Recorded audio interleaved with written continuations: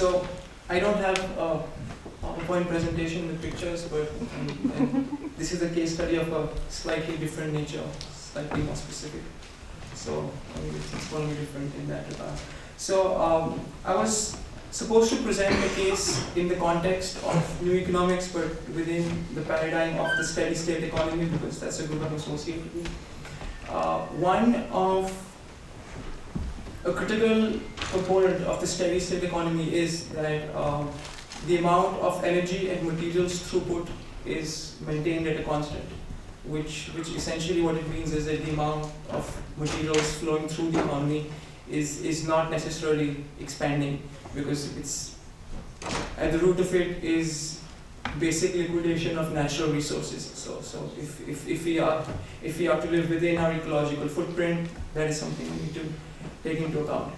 And it's interesting, I mean, people don't talk about the availability of materials to that much of an extent, other than the dialogue of natural resources, but it's interesting in the regard, because a lot of built up material is still just built up and lying around. So for example, there are two plastic gyres in the size of Texas in the oceans right now. So I mean, it's just plastic the size of Texas, just lying in the ocean.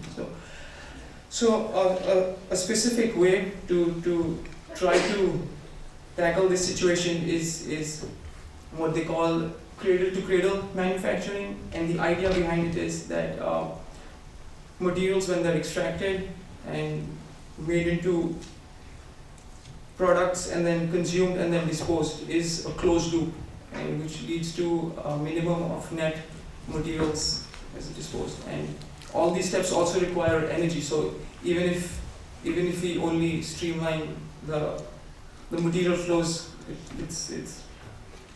it's only still half the problem. So I'm guessing I've explained that premise, in a somewhat reasonable manner. But a specific case for the application of this principle is, I'll use a mainstream case, is a shoe by Nike. It's called Nike Considered. And why it adheres to these principles is, for example, all the materials used in the shoe are sourced within 200 miles from where the shoe is manufactured. So automatically energy use is lesser, transportation is lesser. And there's an 80% reduction in the solvents and adhesives used, because the pieces of the sole are cut in a manner like puzzles, so they fit in together. So that's an interesting way. And the leather also has to come from a specific kind of a tannery which recycles water and this and that. So they have a whole set of process doing that. And just now the recycling is between 80 and 85%, but they're trying to even make it more. And all the colors that are used on the shoe are made from vegetable dyes. So you aren't putting harmful chemicals out there, and they can easily decompose and become a part of the soil later. For the laces are made with hemp. So that's again something that can decompose and go back into the soil and be used up as nutrients. So it's not being downcycled, it's not necessary, and it's being recycled in a different sense, because it's not being reused. And the outer sole is made of recycled rubber from tires. So again, they try to make it have an infinite life. So this is not a perfect solution in a sense, because when these materials are flowing through the economy, the quality reduces and the things that you can reuse them for keeps changing. But it's an attempt in a direction to have a constant ecological footprint, and what some people would call decoupling growth from natural resources. I mean, that's a totally different area of the conversation. And recently there was an op-ed in the Wall Street Journal, which in one of its lines it said that the report of the Club of Rome, which said that there are limits to growth, may be right. So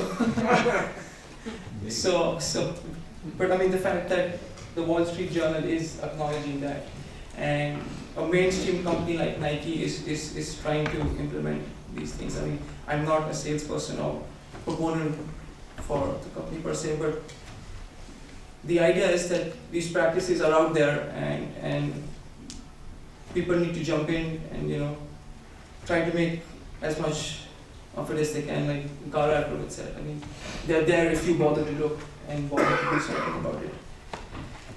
Yeah, I think I've covered all the, and why, sorry, one more thing, and why I specifically also thought of the shoe was because yesterday in Judith Shaw's talk, she spoke about collective consumption and how people were recycling the t-shirts within each other. But so I thought I'd try to tackle the part of the problem, which is what happens before the t-shirt is manufactured and after it can no longer be worn in that regard. So it fits into the larger picture in that capacity. So I guess I'm done with the case study in that regard. If you have any questions, that'll be fine. Thanks.